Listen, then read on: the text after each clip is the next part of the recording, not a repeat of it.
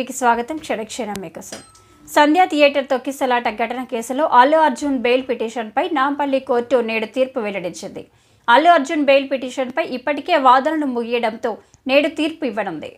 దాంతో అల్లు అర్జున్ బెయిల్ పిటిషన్పై నాంపల్లి కోర్టు ఎలాంటి తీర్పు ఇస్తున్నది ఉత్కంఠ రేపుతుంది. ఇక సంధ్యా థియేటర్ తొక్కిసలాట ఘటనలో రేవతి అనే మహిళ మృతి చెందడంతో ఆమె మృతికి అల్లు అర్జునే కారణమంటూ చికట్పల్లి పోలీసులు కేసు నమోదు చేశారు. దీనికి సంబంధించి పోలీసులు అల్లు అర్జున్ తరపు లాయర్ల వాదనలు పూర్తి కావడంతో నాంపల్లి కోర్టు నేడు తీర్పు వెల్లడించబోతోంది.